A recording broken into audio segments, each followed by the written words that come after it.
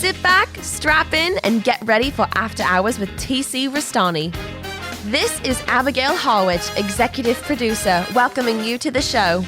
And now, TC Restani!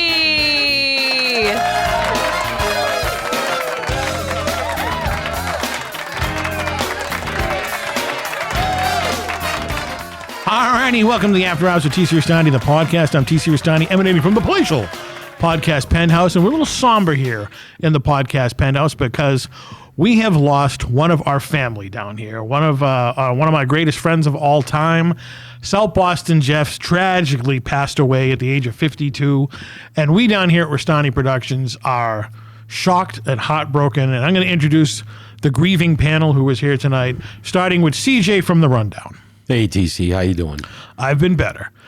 Ricky Bittman, my mentor, checking all the status on our After Hours of TC Restani, the fan page. Yeah, everyone's sending their condolences, and I echo all the sentiments. It's just shocking. We're in shock down here. Yeah. Quincy Briscoe is here, QB. How's it going, QB? Oh, am I right? Yourselves? Like I said, I got this phone call the other night out of nowhere, and I've heard the lousy happening. So I was thinking, one week the show, first of all, was meant for laughter, and he provided a lot of laughter. You are not wrong. He did provide us with a lot of laughter. So I was thinking maybe we should go over some of the best and the funniest. We'll talk about all that fun stuff. Yeah, I'm sure Eloy Tab can't wait to edit all that together for us. So Well, that's why we're here to talk about it. each one of us probably has probably some of our favorites. Funniest times. We do. We're going to go around the horn, Quincy. I know you're a little upset, and because now you are sitting, I know Jeff would want you to sit in his microphone position on the podcast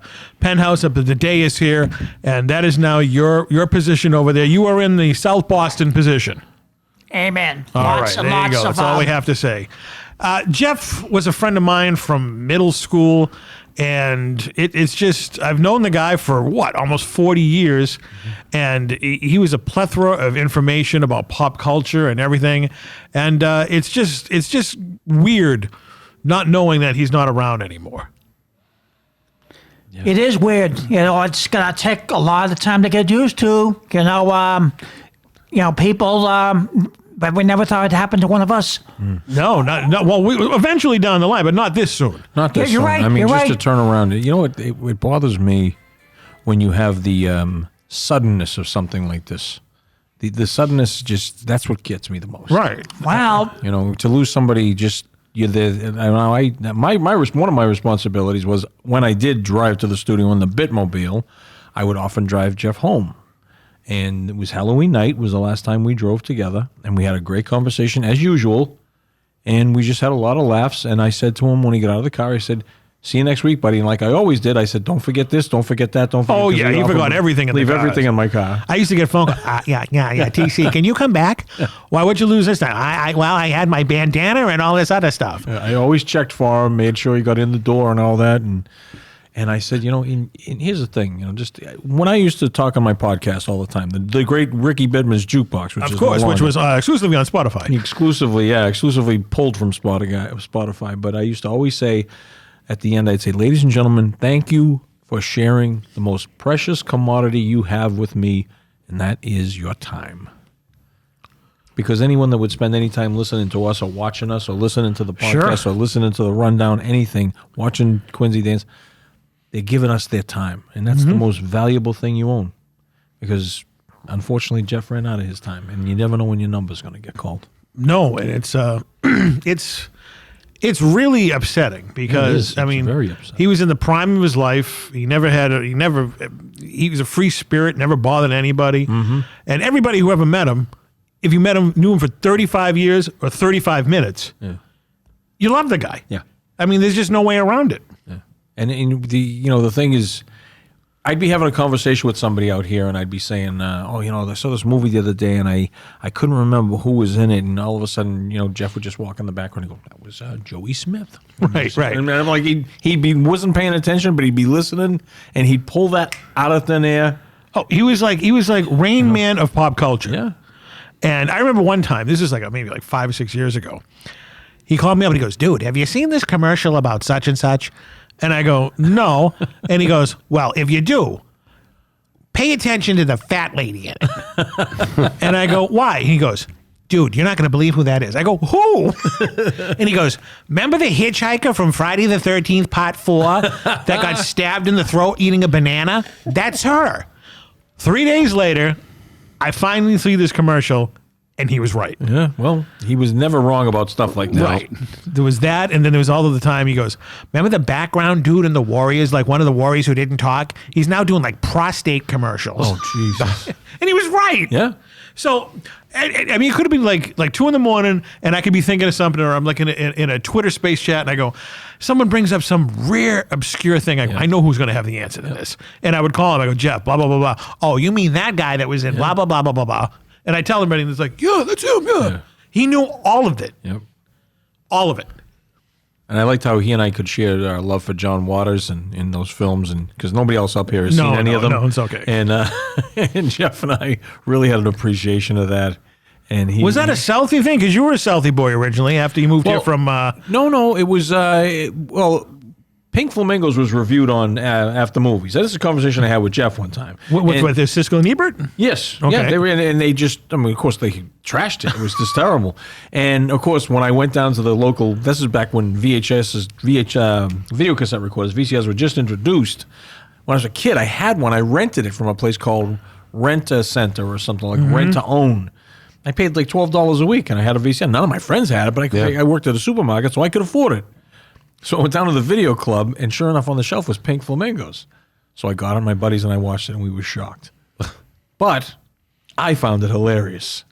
Nobody else in the group really did. I kind of got it, and then I watched John Waters' other films, but Jeff's seen them all just like Oh, no, I have. Jeff had a very warped sense of humor with movies and television shows. And I mean, for years and years and years, dude, you got to see I Spit on Your Grave. Oh, God. It's like, Jeff, I remember the video box at the video store. It was like this woman's ass in the woods holding a knife. Yeah, she just had like her panties on. He and goes, like a knife. that's Camille Keaton. I think she's related to Michael Keaton or Buster Keaton or something. So I was like, all right, years and decades passed. Yeah. And the Coolidge Corner had a midnight showing. Oh, God. And he called me up and he goes, dude, you want to go? I go, all right, fine. I'll go see it. Because if I don't, I'm never going to hear the end of this. That's true. So we went to it. It was in the summertime. There were 6 people in the theater. That movie gives me chills. All right. The movie theater holds like, I don't know, 180, 200 people. The film quality was so old. It was the screen was pink. Oh. It was the That film makes it had even deteriorated. scarier. Jesus. So there was me and Jeff and this guy Kenny. All right. That we knew. Kenny went to all the midnight movies. Kenny's was this big dude. And if you've never seen the movie, it's a revenge rape movie. Oh, yeah. I mean, the girl gets raped by these kids, and then she goes around slaughtering them, cutting their nuts off and all that stuff. As we're watching it, I'm sitting here going, all right, this is interesting. Man, but watch the dude who looks like Gilligan. It reminds you of Quincy. So... So we see him in a tragic end. Then all of a sudden, I hear from like the other side of the theater, Kenny, ooh, he's spanking it to I Spit on Your Grave. No, 100%. I was like, Jeff, I mean, look at Kenny over there. And he's like, oh, you see, I told you it was a good movie. Jesus Christ. That's my vivid, memory. man. That's my memory of seeing I Spit on Your Grave. I should have just watched it on VHS at his house in like 1987. Is Kenny still with us? I have no idea. All right, that's probably a good thing. But I could have not seen that if I watched it when he asked me in 87 to watch it. I wish we spoke about it because Jeff kind of like was a little pissed that I'd never seen the Friday the 13th movies. Like I went down a few pegs in his... But I was explaining to him, I said, now, I saw I Spit on Your Grave. Not only that, I saw the remake. Oh. Okay, and there's a part 2 to it, okay? It's gory as can be. Now, Jeff says, but why can you watch that? I said, because we figured it out. I can't watch Jason kill kids just because they're out having sex and by themselves. The murder has to have a meaning. Revenge to me, like that girl, all those guys that did that, like Straw Dogs and all that. Sure. Those are the kind of movies. Jason was out for revenge. His mother's revenge because his mother died. That's hearsay. Okay, well, it's a tissue of lies. but that was. I'm gonna go around the horn and ask people what their favorite memory was of Jeff. Mine is celebrity related. Mm-hmm. for years, he always wanted to meet. He loved Gilligan's Island reruns and whatnot. And, Gilligan never did the conventions, and the skipper was dead and the Howells were dead. And we met the professor, but Marianne was still out there. Ginger didn't care about him. And he's like, I'm going to ask her to do this thing. I'm like, what? What are you going to ask her to do? I'm just going to ask her. I go, what? He goes, you'll find out. So we go to the Manchester Comic-Con, probably like around 2015. And mind you, we've already met Marianne like 10 times, and he never did it all those 10 times. Can't wait to hear what this is. So we're driving up to, I think it was in Manchester, and he kept saying, I'm going to do it. I'm going to do it. I go, all right, fine, do it. Whatever it is. But yeah, you need to be there to hear it. And I was like, fine, all right. So we go up there, we see Marianne. She's still a very attractive woman. And I think by the time she was like 75. Wow. And he got his autograph again, and he got another picture with her, which is on the screen right now. You can see the joy and happiness in both of their faces. Yeah. Immediately after this picture was taken, Jeff goes, Miss Wells, can I ask you a favor? And she's like, okay. He goes, for payback of getting me through puberty, I would love for you to go out into the parking lot with me and smoke a joint. Now, she wasn't offended because Marianne was a pothead. I did not know this. Wow. And she sent weed to Bob Denver. Look at that. Gilligan, when he was going through cancer. She got arrested and everything. Wow, that's right. And so I'm waiting for Jeff to get slapped or whatnot. She grabs his hand very calmly, and she goes, if there were no such thing as cell phone cameras and TMZ, I would be joining you in the parking lot. And he had that, that fucking look Jeff had? Oh, yeah. Oh, like, yeah. all that proud look. Oh, yeah. It's like, hey, Marianne would have gotten stoned with me. Yep. So that was one of my favorite things is he asked Marianne from Gilligan's Island to get high. That's cool. And I was waiting for him to get right across the face. Nope, not at all. That's one of my favorite photos of him, too. Yeah. Yeah, it made it onto collage, by the way. It did make it on it. Good. I'm glad. But yeah, I have so many, as me and my friends who've known Jeff forever, Jeffisms. Yeah. I mean, we could talk about this till, the cows come home of all the things that Jeff has done in his life that were entertaining. They were always entertaining. Yeah. It's like the Iron Sheik named Jeff South Boston Jeff. Yeah. Everybody who ever had an encounter with the Iron Sheik has an Iron Sheik story. Sure. Everybody who ever met Jeff has a Jeff story. Sure. And it's just a crazy parallel that they did. And I can just picture them up there now. Yeah. Was there extra clouds in the sky this week? Yeah. Two jabronis up there. Oh my God. But yeah, there's so many of them, but that Marianne story sticks out That's to me a great the one. most. And it's just something that most people go to the Comic-Cons and get an autograph, get a picture. Yeah. Oh, I love the show. Yeah. He asked this person to go out and get stoned with them. That was great. I'll never forget that. And I can't, poor Marianne's gone too, but maybe they are getting stoned right now. Who knows? Yeah, if it's a nice thought to think that that Jeff's somewhere right now. Oh, we know he's somewhere. And I said, if anybody could throw us a sign, I said, it's going to be Jeff. Right. And, after I learned he passed away, I kept finding myself, Jeff, where are you? I was saying that. Jeff, where are you? To me, he's out. I mean, he's out getting an autograph somewhere. Yeah. He's stalking somebody somewhere right now. Excuse me. But what about you, Bibbin? Do you have a Jeff story? God almighty, there's so many of them. It's just, my favorite thing about Jeff was when I asked him to do the sound effects from the Brady Bunch. I don't know. There's something that always made me laugh, and he was like a comedy jukebox. I would just put the quarter, and he would just do it. When he used to go, whoa, whoa, whoa. Yeah, and he would just be so committed to doing it too. Oh, the UFO and all that. Yeah. I mean, he was just so good at it. He never batted an eye, no matter how he felt. And he didn't always feel the best when he came up. Sure. Sometimes he looked exhausted and everything. He'd had a long day. But he was always willing to do it. And, just the number of times we filmed together in the studio and all that. Just my favorite sound effect that he did was the tauntaun from The Empire Strikes Back. See, I didn't even remember that. That is the best. But he got it so into it. He actually morphed into a tauntaun. Physically became, and you could see him. And the way his head went up, it was just like, whoa, you're a tauntaun. And the night we went to see our hero together, Tony Clifton. Oh, that's right, with his brother Eddie, his late brother Eddie. Yeah, that was one of the best nights of my life. I'll never forget that. It was It was a night where it just changed something in me. But just that was just a great. That was a great thing, and I remember he was up on stage dancing with Tony Clifton, who was played by Bob Smuda. Yep. And he didn't care about the show. He kept going. He goes, "You were great as Cubby and DC Cab." Yeah. And I think what's his name got a kick out of it, but that was a fun night. That was a long show too. It was still one of the 4 best hours. nights of comedy And Wow. ever experienced. I so begged him on Facebook so many times to come back, and I think he's just too old now. But it was such a great night. It was a great show, and the fun part is that was video recorded, so there is Oh, I wish they would release proof it. of us dancing up on stage with really. them. I wish they would Video just proof. release it. It was just such. It was, and then I kept saying to Eddie that because the girls on stage would come out and they would pour shots of Jack Daniels down your throat. Oh, wow. So I said to Eddie, "That's fake, right?" And he went. Breathed in my face. I was like, "Whoa." Now, of course, Dragon breath. he's doing it to Jeff too. I was like, no. If you had a few beers up there, I'd help you. But Remember no. when the girl, I forgot what his assistant, they Yeah, came out, that's- remember, scantily clad, She was gorgeous too. and she was had cute. like a cigarette. Yep. And Eddie just, "You bunch of fucking non-gentlemen," gets up and walks up on stage and starts lighting her Lighting her cigarette. cigarette, yeah. I mean, it was like an interactive What was- concert. What was her name? I was friends with her on Facebook for a while. And then Did it she begin with a was kinda- C? Yeah, something like that. She was cute though, but remember, just like all of a sudden they break into Rhinestone Cowboy and they'd all come out in those little horses. Right. and- I remember, was it Eddie or Jeff that fell out of the chair? It was Jeff. It was Jeff. Okay. Because Eddie was yelling at him, Right. And I said, no, it's okay. You know, he goes, "Yeah, you got to babysit him all night."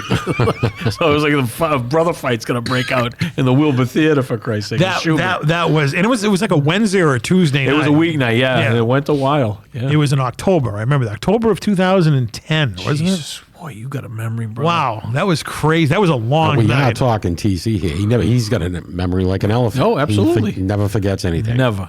He's No. great at that. What's your name again? CJ, can you relay to me and to the audience out there your very first encounter with South Boston Jeff? Yeah, absolutely. Vividly clear. I got a lot of great memories, if I could for a second take the mic, of Jeff. He's one of the most unique people I've ever met in my life. But I think what you're getting at is probably the one that I was going to say is my favorite memory of Jeff. Okay. Was actually my first encounter with Jeff. See? There you go. I met Jeff a few years back when we did our first field trip to the Shays. That's right. The Shays were on all the Back to the Future cars and whatnot. Wow. And I got to be pretty chummy with Jeff as we walked around and we touched all the props and, checked out all the vehicles and stuff. But at the end of the field trip, I was talking with TC and I look over and there's Jeff in the Indian sitting position on the ground marinating steak tips for a cookout. And I said, "What the hell are you doing?" He says, "I'm marinating steak." He had a big plastic container and he was pouring teriyaki sauce and cutting up the tips while sitting on the ground outside of the Shays Back to the Future garage. Which is in what town? Which is like from the Restani Manor. That's about it's just outside of Worcester. Yeah, I he gotta get took- these tips just right, you know? So he took the meat with him to this thing. Right. And it sat in the car for 3 hours. Oh, Jesus, no, don't even think so. No, there's no cooler or anything? No. It was in a Ziploc bag, all this stuff. Listeria. So he's Yeah. probably figuring, well, I got to marinate these tips He's at some fucking point. marinating these tips at the Shays, in the Shays driveway. I says, "What are you doing?" He says, "Gotta get these tips just right. We gotta cook out our TCs later." I was like, so basically, we picked him up at his house, Yeah. and Jeff always used to carry bags of shit. Yeah. I mean, just stuff he didn't need, Yeah. right? And he had a Tupperware bowl. Yeah. And I'm like, "What's that all about?" And he goes, 3.5 pounds of steak he's tips. like, "Don't worry about it. It's cool. It's cool." So you were leaving the Back to the Future place and going to the We were picking him up at his house, going out to this place, and then back to the back to mansion. the Restani Manor for a barbecue. And he decided, I didn't even know he was doing this until CJ pointed. He goes, "What the hell is he doing over there?" And I go over and ask him. Did anyone else eat these steak tips? He did. He ate them all. I think. Well, I think Bull had I think some. the Colonel did. Well, yeah. Well, there's absolutely. nothing in that stomach. So. But just the fact that he brought them all the way Yeah. out there. They sat in a hot car Yeah. for like 3.5 3 hours. hours. And then we had to drive another hour back. And then there were That is so odd. With no ice. That's Jeff. Like though. you would think he would say, "Hey, stop off at my house on the way home. yeah, like oh, well, just stop. When you pick me up, let's run by. Put these in your fridge when we Right. get back." No, So right then, that day, I knew Jeff was a very special individual. right. It was all on the way back. He's like, I got a lid for it. Don't worry about it. And so you just hear this meat marinating. But that's him. I mean, 2 weeks before he I'm getting a passed headache away, just think- yeah. I drove him home from the studio after the podcast. Yeah. It took me 35 minutes to get him home. Because he wait a minute, he had to tell you how to get there. Yeah, but he was afraid to point. He would just point right and left. He wouldn't say right or left. So it took me 35 minutes to get him home. When I pulled up in front of his house, I said, well, we're finally here. And he said, well, I wouldn't have went that way. I would have took a shortcut. Thanks, Jeff. See you tomorrow. You're right. You know what? He didn't have the ability to say left or right. I remember that the first time I drove him home. Amazing. He was like, Because he had bad peripheral vision. Go and that this isn't way. a knock. It's just Right. more of Jeff's personality. I remember that now when you said that. It's priceless, though. Well, even my nephew had a story. He was 14 years old. He came to a Comic-Con with us, a local one. It was me, Bull, Jeff, and my 14-year-old nephew. And we parked in the parking lot right outside, like the front door. Yeah. And I said, everybody remember where we parked. All right. So Jeff was he was buying records.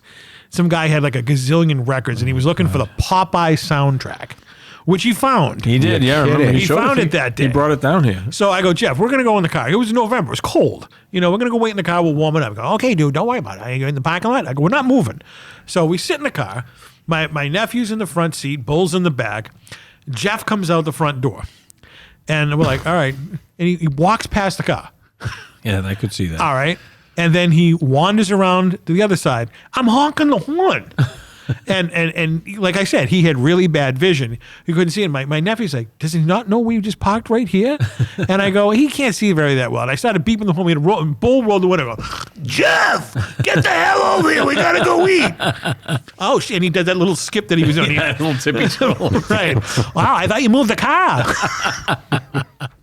Like I said, every time we went somewhere, you had a story. Even the waitress we had over at the South Street Diner, who loved Jeff, has so many stories. Everybody has a Jeff story. Yeah. And it's just, Last week, the waitress at the Chinese restaurant. Oh, that's right. Yeah, They picked up on it right away that he wasn't with us. Oh, no. And I said he was passed away, and they were like, no. They were like bummed They out. were shocked, yeah. Because we went there every freaking Friday night. Yeah. So everybody just found Jeff fascinating and wanted to be his friend. Yeah, he was a great guy. He was very approachable, and when we met, we had fan barbecues. Everybody wanted pictures with South Boston Jeff, and all that other fun stuff. It's just a tragic loss, and it's not going to be the same. It isn't. No, it isn't. Quincy, do you have any memories of Jeff? Well, from the time that we always did movie night together to Right. and clouded conversations. Right. Yeah, and then he would join us in any of the other shows. It's like if we need him to join in, he said, "Yeah, what was it you want?" Laughter, because all of our shows are all about laughter, and Right. Jeff comes in. And he always provided us with laughter, which really is what our shows are all about 95% of the time. We could be funny, but we could be serious. But right now, we're all higher and higher, baby. It's a living thing. It's a terrible thing to lose. It's a given thing. What a terrible thing to lose. Yellow, baby. I'm taking a dive. Dive on the side. Hey. It's a very ideal song. It is. Along with For God So Loved the World, they gave us only begotten Son. That whosoever believeth him should not perish with everlasting life. Those who take by the sword shall perish by the sword. Unbelievable. We can say that about Jeff. He did. What movie is that from? Sorry, never mind. No, that's the gospel. Oh, that's right. I knew it was either the gospel or a movie. The gospel. It is the gospel. I thought Reuben Kincaid said that to Danny. I'm the saying album it. of okay. Jesus Christ. Didn't Brother Love say that once to Hercules Hernandez? man. I love you. But you're right. It was always about laughter, Quincy. Yes, and I had to make a note because while you were talking last time, I forgot what I wanted to say. What's that? So then it came back to me, and I had to write because I don't want to forget this. The night he told us 2 stories. One was about his father knocking down Willie Whistle. Oh, God. I remember that. So his old man, I don't know if you heard this story, TJ. See, I keep calling you TJ because of the crank phone call that they did on Howard Stern. Put it in the papers, TJ. CJ, he told a funny story about his dad. They were at a fair, a town fair or something like that. And Willie Whistle was making an appearance. I remember him. And his old man was a fireman, right? No, I don't know what I don't remember what his dad did. Well, I know the fire department put the thing on. Oh, it was the Fireman's Carnival. That's what it was. So it was the fireman's carnival, and his old man had to take a piss. So Jeff said to him, well, you go in the fire station or something like that, or the porta potties, and he didn't want to do that. So he went behind one of the tents. Yeah. And to take a piss. And when he came out, Willie Whistle had just come out of the door of the tent and I guess surprised Jeff's father, and Jeff pushed him down. Oh, shit. And Jeff had said that they had rained or something like that, and it was all wet, and Willie Whistle got really pissed and threatened to leave, went in the tent throwing a fit. And I was saying to Jeff, do you remember if he was yelling with the whistle in? He goes, I don't remember, but that would have rained. You'll have to show a picture of what Willie Whistle looks like. Willie Whistle was this local clown that was Real name? He was a clown. I don't remember. Dick Beach. Dick Beach. I said that to a guy one time. I said, I asked his name, not where you go on vacation. Oh! What was he on, Channel 38? Was he local? Was he? He was syndicated? local. He was definitely local. He was. Geez, that's a good question. I'm leaning towards 38. Yeah. Yeah, probably. And I know he used to do WSBK. the Yeah, he used it to was. do the when you called into channel Muscular Dystrophy Telethon, because my sister volunteered to do the phones one time from the Hancock building in downtown Boston, and my sister had red hair.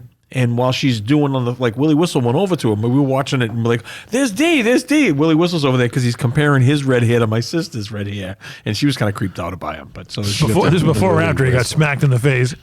Geez, that's a good question. That probably would have been around the same time, really. I think about it. Wow. And the other was the time he told the story about his brothers and him on the bumper cars. Oh, I love this. What's this story? Well, if I remember, you can correct me, but Right. basically, when he's prepping me for this story, I'm expecting something different because he's saying, so we would look for a guy in line and we would pick one guy out, and I'm like, all right, they're just gonna pound the shit out of this guy when they get on the thing. But that wasn't it. They would find some way of surrounding this guy on the ride, and then all of a sudden not understand how to use the cars. So this guy would be stuck with Jeff and his brothers, going, I don't know. I don't know. man. And the whole ride would be over, and this guy never got a chance to do anything because Jeff and his brothers had him pinned in the corner. Yeah, these were up at Canopy Lake. They would box somebody in. And then they would just pretend they couldn't work the car. Jeff, I don't know how to work the car. There's only one thing. It was a gas pedal and a brake And the wheel. That was Right. it. Wow. But I guess he goes, they're sitting there and the guy just turn the wheel. What the hell? None of them could operate the Yeah, car. they'd pinpoint somebody Yeah. him. We're gonna do him. So I'm expecting them to go you ram the hell out of this guy. Wow. No, it wasn't that. And that's what made it so great. Yeah, it was so interesting what they did. It was just it was a family affair. Yeah, for real. And they all got a big kick out of it. Big Amazing. time. And that's the other thing. Jeff loved his family. Sure. Yeah. And he would tell those great stories, and I never knew that his mom had worked for the Kowloon for many, many years, to the point where they were there last year around Christmas, and Mr. Wong picked up their tab. Always. Yeah. we used to go out with him on Christmas Eve. Yeah. He used to call me up, dude, you want to come up with the Kowloon? It's free. I was like, yeah, I'll go.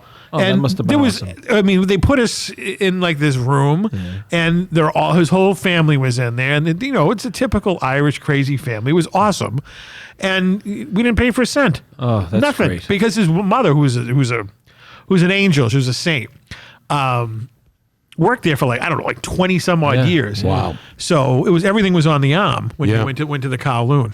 Jeez, I wonder if that's Mr. good. Wong knows Jeff passed away. It's a shame. Who knows? I have no idea. But it was just, it's weird. I mean, I've lost a lot of people in my lives, and it's just, it never gets easy. I get that Irish morbidity, and sometimes I would think, when does this end? When do what we do end? When is it going to be we're too old to do this? And I always kind of envision it's going to be a while before that happens. Yeah. And because I could picture us doing this when we were old, and I Sure. could picture Jeff being around. I picture him being around, and you, and it's I don't see an end to it. And then you turn around, but you don't factor in that one of us could be gone. Unbelievable. Right. You know? I'm still shocked over it. Let's just say that if we take care of ourselves, then we don't feel too different. Yeah. Okay? You're only as old as you feel, and if you take care of yourself, then you don't feel too different, and we can do talk shows, provide laughter like this for quite a while. But it's the suddenness. Some people say, well, that's the way I want to go. I want to go quick. Well, I think a lot of us say we want to go. So you know what? The best way we can heart attack. How's that? And then that's it.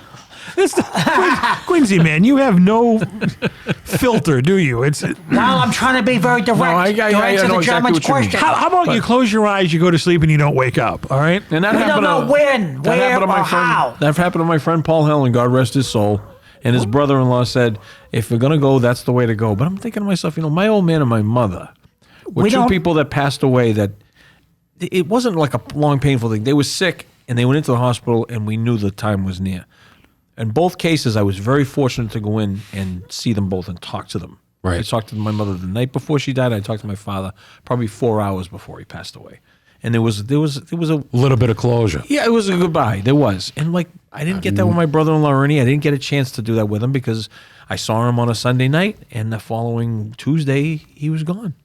That's the worst part. His wife woke up, and she knew right away because the house was cold. He would get up early and put the heat up and make tea, but she put her feet on the floor, and she realized the heat hadn't come up, and she's like, "Look," she knew something was wrong. Yeah.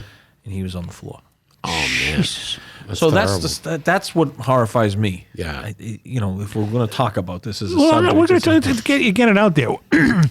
The reason, is everybody, how you doing? How you been? I've had death around me since I was 11 years old. My old man died, and it just it changes you. Of course, every death affects you. But when my mother died 4 years ago, we were in the hospital room with her. It was me, my sister, and my cousins, and what. It was during COVID. We told the doctors, "Go fuck yourself. Good. We're going in there. Good. No mask. This bullshit." And we were holding her, me and my sister, and I felt something as she left. And after that, I had no sadness or anything because this isn't the end. Yeah. I mean, unless, I'm completely out of my mind, but my sister felt it as well. Yeah. Yeah. And you've seen the craziness I had when my mother texted me. I think there's something out there. So I'm waiting some night for, to get some signature in the mail somewhere. Yeah, yeah. Just something with, he's not gone. No. He's gone from here, Yeah. but he's not gone. Yeah. And we're all going to encounter this, something. I know for a fact. Sure. No question about it. Yeah. Like, I'll meet some random celebrity on the street that I've always wanted to meet, and I didn't know they were going to be there. And I'll know that's that. I'll be at the Kentucky Derby in the spring, and there'll be a horse running called Salo, which is that perverted film. Yeah, I remember that. That was I still have yet to watch that one, but Jeff, Well, Jeff would be very disappointed. that'll be on some streaming service, like on Tubi next week. Now, do you want to? No, that'll never be on Tubi. This makes John Waters look like a Disney film. I have a guilty conscience about something between Jeff and I. What's I'm that? going to put the cards on the table. You didn't see Friday the 13th? No, it's worse than that. Oh shit! This bothered me. Now it bothers me more. I asked him if I could borrow the copy he had of the William Shatner film Intruder. Okay. Okay, and I loved it. And I've never heard of the film and everything. Right. Shatner tries to sweep it under the rug. Is this when he was like a racist Yeah, sheriff? he played a I've vicious. never heard of it. Oh, he played a vicious racist, and Jeff had one of the few copies you can get, and it is a very racially charged film that came out in the '60s, and it's in black and white, and it's a remarkable film. It delivers a message. It's not pro-racism. It's a commentary on the social climate of the times. Yeah. So I watched it, and Shatner's performance is really good in it, and it's a shame that the film has such a. Was this sensitive before or nature. after Star Trek? I think it was before. I think it was like shortly before. All right. So it was around that time. He's very young, good looking and everything. He was, he just looked good, and you could tell this guy was going to go someplace if you were watching the film for the first time. And I'd never seen it, but I heard about it, so I watched it, and I loved it. I brought it right back to him, and I gave it to him. He gave me a film that now, I can't remember the name of it. And as soon as he handed this to me, I know he was giving me a DVD he wanted me to watch. And this is just me, because I'm part asshole. I'm part Irish and I'm a part asshole. When someone does that to me, it's like getting a homework assignment. And you don't want to do it. I don't want to do it. Right. And I did not want to watch this film. He gave it to me 2 years ago. Okay. And you haven't watched it yet? I never watched it. I have like a little table next to my recliner, and it's in there. And I always say, I'm going to watch that. And I'm like, I don't feel like watching. It's another racial movie. Right. So, but I was in the mood to see that one because of Shatner. And he didn't have a racial bone in his body, Jeff. We want to make that perfectly clear. No, and this was, I wish I could remember the name of it because it would remove that whole stigma about what I'm trying to say. This was just a really good movie. It was a guy who infiltrated a thing to go undercover in one of these groups and blow the lid off. Right, of it. right. And I can't remember the actor's name, but he's a great actor. You know him. Oliver Pratt was in it. And I can't remember the name of the film. But again, it was just like, now I'm like, I actually said to myself, why didn't I watch that film for Jeff? And I had a chance to, and I didn't. And it's bothering me. Well, you better watch it because it'd be like me with I Spit on Your Grave. Some guy named Kenny spanking it to him. And he never asked for the DVD back or asked you if you saw it. It was one of those things where I wanted to say something to him, but I didn't want to disappoint him that I hadn't watched it yet. He was patient. But he was like, you could tell like in the back of his mind. And even on the rides home, he never mentioned it, Right. And one time it's another thing. He loaned me a movie one time. And when I got it home, this is one I wanted to watch. Yeah. The disc wasn't in there. Ah. And when I brought it back to him, I really think he thought I lost the disc. And no matter what, I said, Jeff, I'm telling you, I'm very careful with my stuff, and I'm very careful with other people's stuff. I would never do this. I said, but when I opened it, there was no disc. He said, yeah, that's really strange. And I said, because that would bug me. Like if I loaned that to somebody, because I loaned my Harry Chapin CDs to my brother-in-law, and they came back all scratched, and I was like, this is like, why didn't you take care of these? But I was like explaining to Jeff. So I always felt bad about him loaning that movie, and I was going to surprise him one day. I was going to say, guess what I watched? And you would have thought I forgot about it. And like probably things like I just lost it or something. It's in the same spot it was since the night I brought it home. Goodness. We've probably taken it down to dust and then put it back. And I never had the chance to. He loved his obscure films. Oh, that's He for did. sure. He did.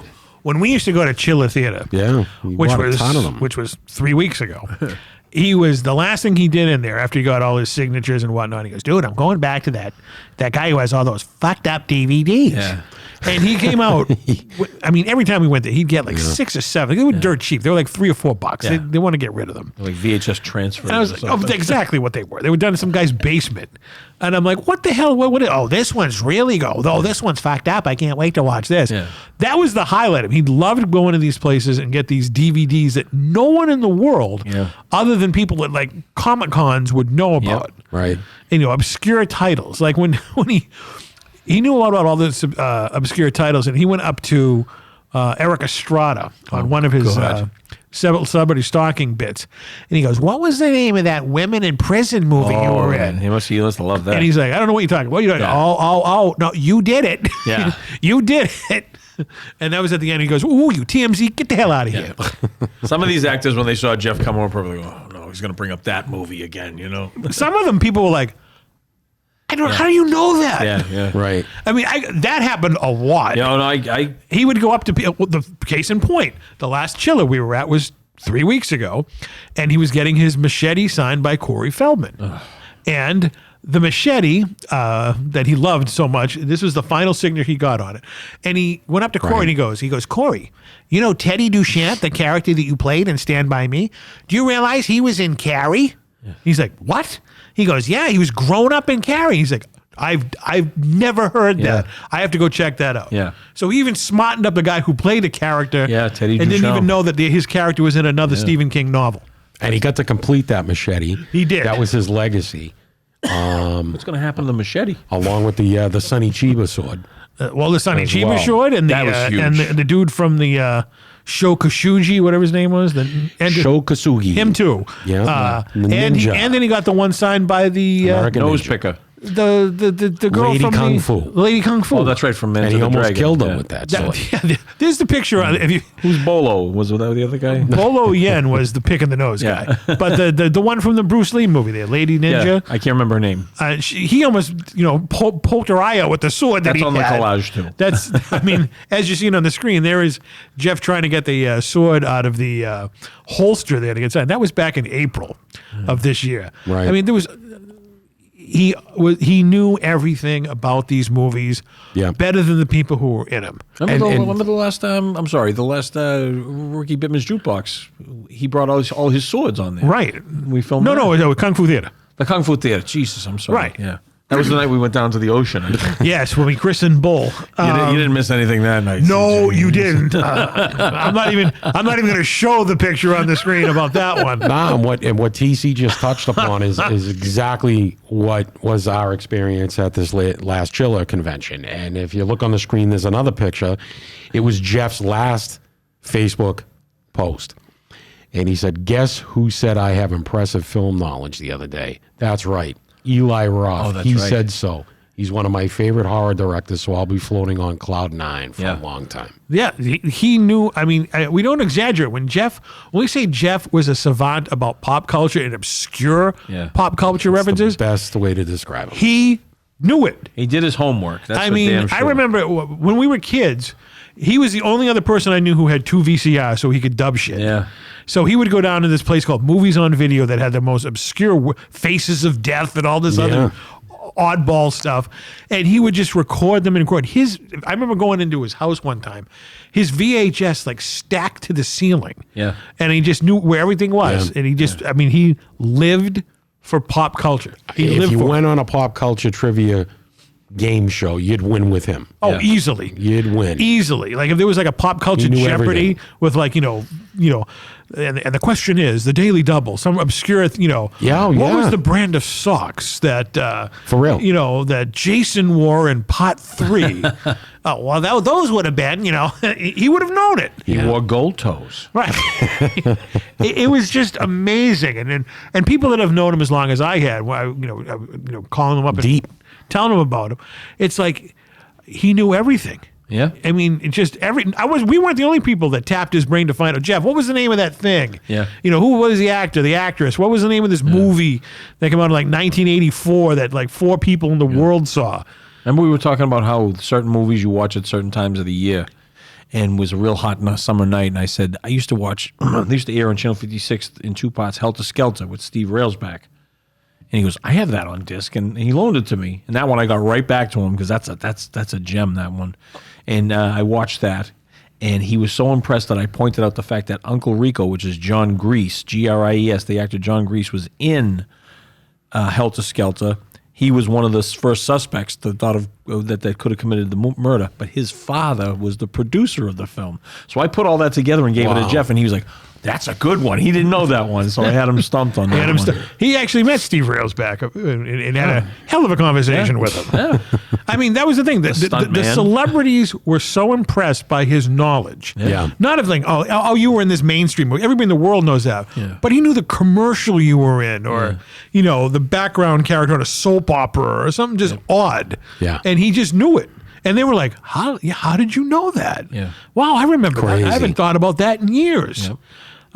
But he was an enigma. He definitely was. He was just, Really was. it's just crazy that we're not going to be able to tap into that resource anymore. And it's just, I'm really going to feel this stuff when we go to Comic-Cons. Oh, yeah. And he's not roaming around and I'm bumping him to the hall gate. Who'd you get? Well, this guy's down here. He's a jerk and blah, blah, blah. He's not blah. Mikey. Yeah, he's not Mikey. Oh, yeah. And then he'd just vanish and we'd see him at the end of the night. It's just never going to happen again. It's just. What happened to the puppet? Remember the puppet? Oh, yeah. All of a sudden, that just came in my head. I think that was Sesame Jeff Street just threw Muppet? that. No, not Roosevelt Franklin. He actually went out and purchased like a generic puppet that would have been on Sesame Street. Okay. It's funny. One night, Roosevelt Franklin, he was sitting on the couch, and I went behind the couch like this, and I started talking to him, and he had a long conversation with my hand.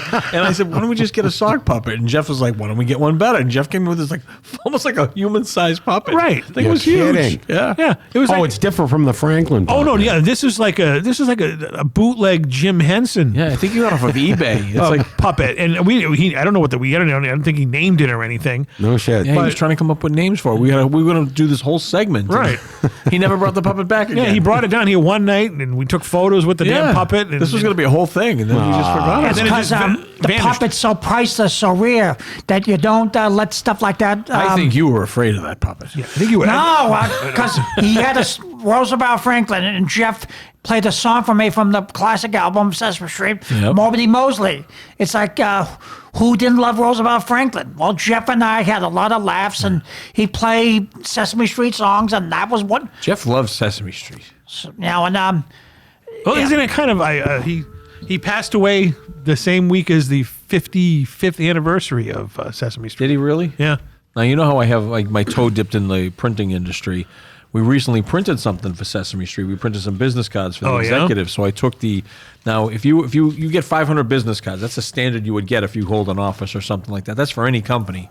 And the business cards would all be the same. But for Sesame Street executives, they would have like 4 different backers: Big Bird, Oscar the Grouch, and Ernie and Bert, and all that stuff. So I found some of the uncut sheets of the business cards in there that they were just going to throw away, and I packaged them up and I gave them to Jeff. So he loved it. Of course he did. These are but then of course I'm wondering, like, there's phone numbers on there and stuff. Yeah, he would never call that It's stuff. just like, hey, I have a question for you.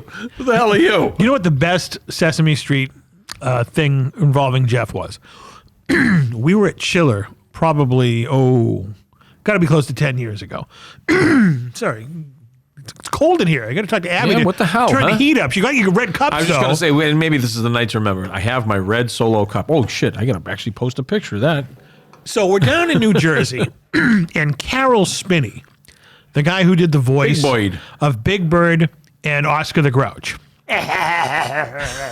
And Jeff had an album that he wanted to get signed. Really? And Carol Spinney takes the album and he shows his wife. And he goes, he sounds it's Big Bird's voice. Yeah. He goes, I got royally fucked on this one with the royalties. Hey. And Jeff looked at me and goes, we just heard Big Bird say fuck. That's How awesome. awesome is that? That is awesome. It made the whole trip. And we told everybody after, dude, we heard Big Bird do an F-bomb. Awesome. And it was just random crap like that is the stuff that I'm going to remember forever. You know, now that you say that, I remember the episode of Sesame Street where Mr. Hooper died. Right. And they had to explain death to Big Bird. Right. So it's almost like, you know. Yeah. Yeah, Because Big exactly. Bird, in those times was like 2 years old, 3 years old for a bird. I think so. Yeah, he's supposed to have like the brain of a 3-year-old or something like that. But you know the funny thing about that? Did you remember this story? What? They aired that episode where Mr. Hooper died. And then some moron played a repeat the next day where Mr. Hooper was back. Oh, God, shit. no. Oh. Talk about screwing with a kid's mind. Right, here it is. Big Bird, people died, they don't come back, blah, blah, blah, blah. The next day, Sesame Street is brought to you by Mr. Hooper's back. It's like, come on. That's ridiculous. He was something. I just rebroadcasted that clip with him with the Dukes. Oh, I love God. this one. when he met John Schneider and Tom Wopat. We waited in line. We waited in line. I remember that. That was down at the pier in Manhattan around 2009. And he's like, dude, I want to meet John Schneider. I go, you already met him. He goes, yeah, but your camera will record this for Celebrity Stalking. And he waited in line for a while because John Schneider was very busy. And he goes, you know something I've always wanted to do? And he goes, what's that? Do a yeehaw at a Duke boy. And Jeff screamed to the top of his lungs, yeehaw! And John Schneider goes, he's out of his mind. That was great. And it made his day. I mean, it was just the little things like that. He was never intimidated by celebrity or None. anything like that. He just... The only person he was intimidated by, but no one was there to witness it, but he described it, was when he met Jack Nicholson. Oh, really? Oh, that's right. That's right. Jack Nicholson for Jeff was the top of the mountain. Yeah. And One Flew Over the Cuckoo's Nest was his favorite movie of all time. In Yeah. fact, you were on that episode of Clouded Conversations I was. when he brought in his autograph collection. Amazing collection. And Yeah. someone tipped him off that he was going to be down at the waterfront with Scorsese scouting Shutter Island. So he went down there and he made his way. He didn't see him at all. Then he saw this guy get off the boat and he goes, that's Jack's friend that's always on the movies with him. That's Wow. He's got to be around here somewhere. And Jack Nicholson came off the boat and Jeff was, a little excited from what I heard. And then he goes, calm down, kid, calm down. Take it easy. Take it easy. Take it easy. He took the Sharpie and he signed it. And then he threw the Sharpie in the ocean. Oh, no. Are you serious? Right. And Jeff was like, he threw it in the ocean. It was like the time when Pacino took the Sharpie and just threw it up in the air. That was great. And just walked away. So yeah, he Didn't he drop his binder or something? Is that what like startled? I thought he was saying like he went to flip the page over to get the in the book. he might have. I wasn't there. In the, like you know how like the heavy pages, Right. You can just see the whole thing like fall out. And he says, Nicholson just goes, "Take it easy, take it easy." But he got to meet his idol, Jack Nicholson. And the last celebrity that he met 3 weeks ago tomorrow was Tommy Chong.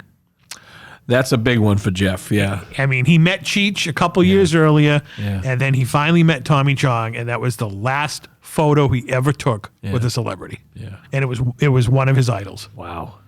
It's just Yeah. just poetic justice, I guess. Yeah. It's just I don't know. So what does this mean for the future of the After Hours podcast? Oh, as Jeff was a fan of movies and TV shows, the show must go on. Show must go on. He'll never be not a part of this program. No. In fact, I may even incorporate when we do the openings in the beginning.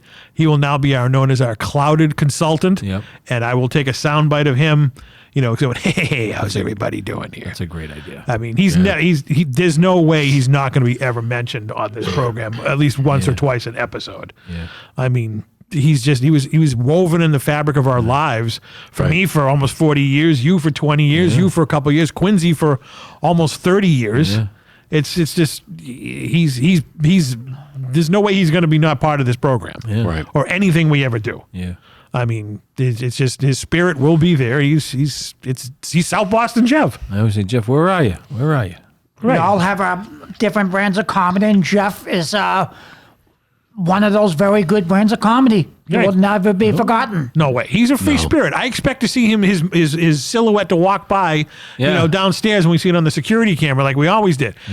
Right now, I feel like he's wandering around in here somewhere. Yeah. When I would do little vignettes of our friend Quincy here, I would film them and I'd post them, and people would be like, "Who's that guy walking around in the back?" I said, "That's Southie Jeff." That's Jeff. He was just flew in like. And Jeff, and just put aside the fact that we're all very handsome men. Jeff was the heartthrob of the podcast. There's no Sure he question. no question He about had that. women after him, Goldie Hawn, Right. and Bridget Nielsen. I think. And What was that headband? And don't forget, he was also hit on by Boy George as well. Oh, that's right. Yeah. What did he say to him, Boy George? He said something. He was he- taking a photo, and Do he's you like, really want to hurt me? he was just like didn't leave him alone. Yeah, he was very captured. No shit. Yeah, Boy George really zoomed in.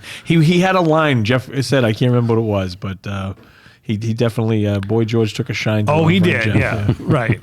Even and Paul Bear of all things, he goes, "Jeff, do you remember ever tell you look like Elton John?" He looked like a lot of different people. He did look like a young Kurt Russell, like Goldie Hawn said. Right. He did look like Paulie Walnuts. Right, from And, Sopranos. who else was somebody was saying Jeff reminded them of? I can't remember. Jim but- Carrey.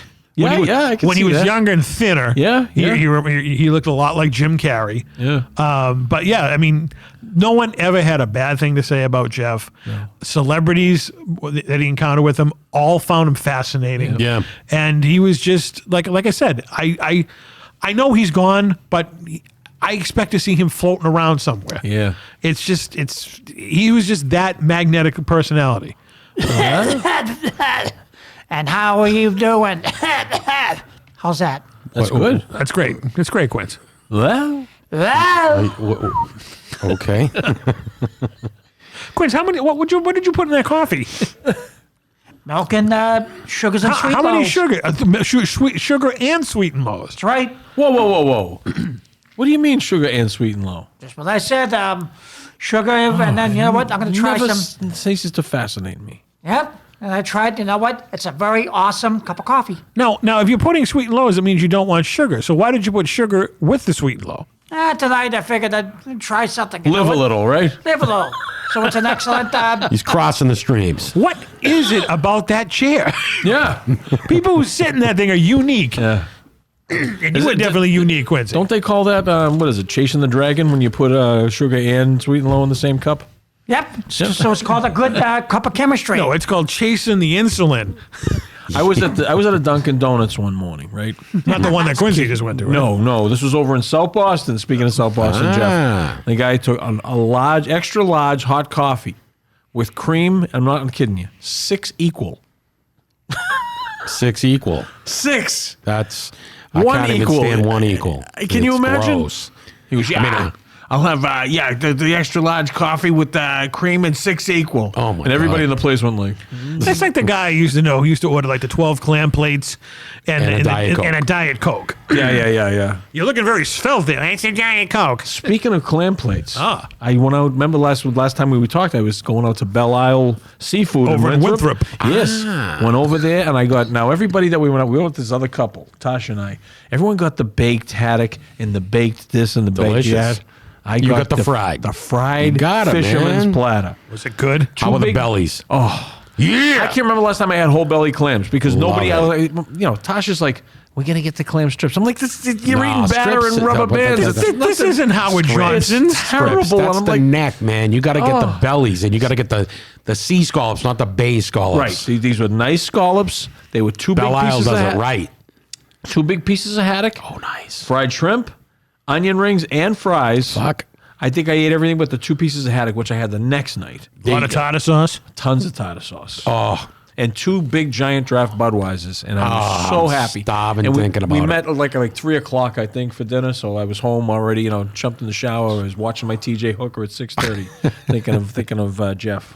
Unbelievable. TJ Hooker and a fillet of fish. TJ Hooker That's Jeff. and Highway to Heaven. I don't know what it Highway is. to It's Heaven, like yeah. I've been just in this zone lately, and something heartwarming about both of them. I don't know. They are heartwarming programs. Jeff did appreciate, and I had no idea Jeff was that into Highway to Heaven. Oh, yeah, and he used to watch Little House on the Prairie, too. Yeah, that'll probably be the next He thing I had a get big into. range, man. I mean, He did. He would watch Leave It to Beaver, and then Yeah. I Spit on Your Grave. Yeah, 100%, and I guess that's what made him so magical. Yeah. From the, as the Sheik would say, from the air to the sea. Yeah. He watched everything. Yeah.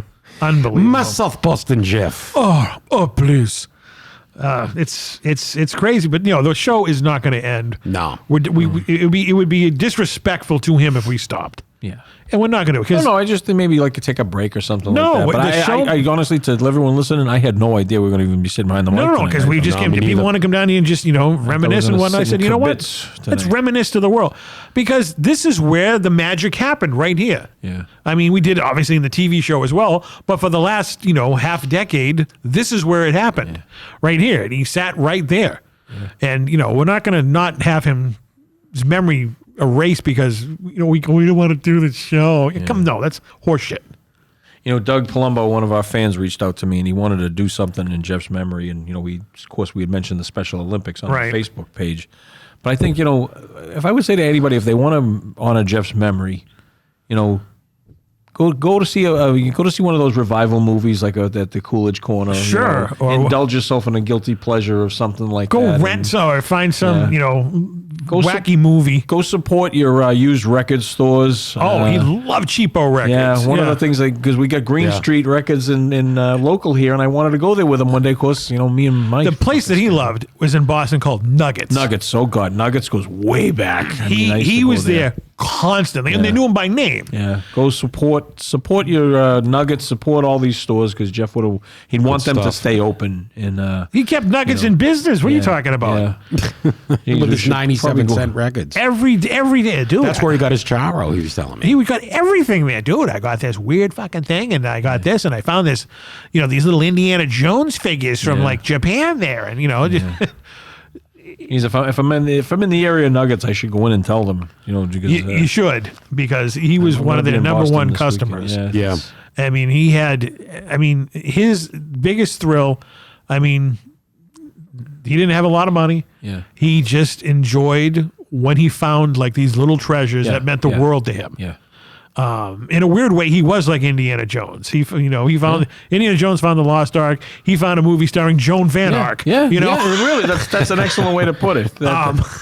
And he will never, ever, ever be duplicated. It was Jeff's passion to live his life the way he did, and he did. because so many people just let the moss grow and don't challenge themselves. Don't look into things. Don't research. Like, as much as I'm a fan of this stuff, I get so like I don't want to get bogged down in doing too much reading and studying on stuff. Like the music is one thing, but the films I just kind of let them happen. I always say to Jeff, I'm a fan of these films, but when I need information, I go to him because he's a historian. I posted a thing on Twitter the other day. It was the ending theme song of Police Academy called "I'm Gonna Be Somebody." Yeah. And if you read the credits and whatnot, it describes Jeff to a T. Yeah. He did become somebody. And he will never be forgotten. No. As long as we're all alive. God, no. No one's ever going to forget South Boston Jeff. And he lives on YouTube. Yeah. I mean, we should all pump out all of his celebrity stalkings and whatnot, and pictures of him and celebrities, because that's the guy's legacy. Yeah. I mean, he learned celebrity stalking from Jerry Perlswig. Yeah. Who at one point in time was the greatest celebrity stalker of all time. Yeah. He retired and passed away, and that moniker went to Jeff. Yeah. And he truly was. He did Yeah. it. I mean, not everybody, he didn't go for just main event names. He went Right. for everybody. Yeah, yeah. You know, to him, someone who was an extra in, Land of the Lost meant something. Right. Than, than De Niro. Yeah. It was like when he met Sid Croft earlier this year.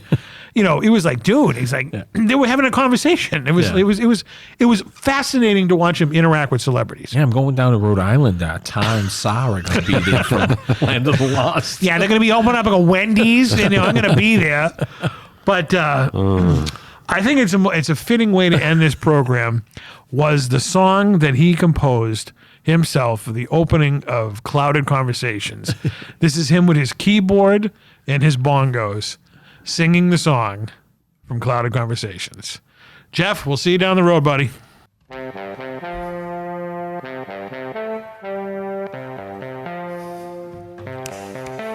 Yeah, so Boston Jeff, Quincy Briscoe, Jeff's into rock, and he's into disco. So that is Quincy in South Boston Jeff, my favorite show, so we hope you're not deaf. That's me, folks. Welcome to Clouded Conversations.